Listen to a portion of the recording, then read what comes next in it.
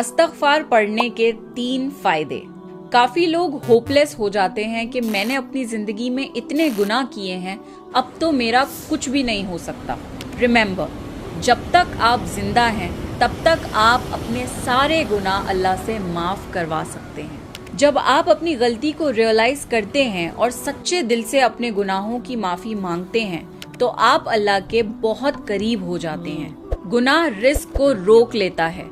अगर आप चाहते हैं कि आपका रिस्क खुल जाए तो कसरत से इस्तग़फ़ार पढ़ा करें। कोई भी सेंसिबल इंसान अपनी उंगली या अपना चेहरा आग में नहीं डालेगा, चाहे वो 1 सेकंड के लिए ही क्यों ना हो। यकीन मानिए, जहन्नुम की आग दुनिया की आग से कई हजार गुना ज्यादा गर्म और तेज है। आप वहाँ पर 1 सेकंड भी नहीं गुजार पाएंगे। इसलिए इस्तग़फ़ार पढ़ के अपने आप को जहन्नुम की आग से बचा लीजिए।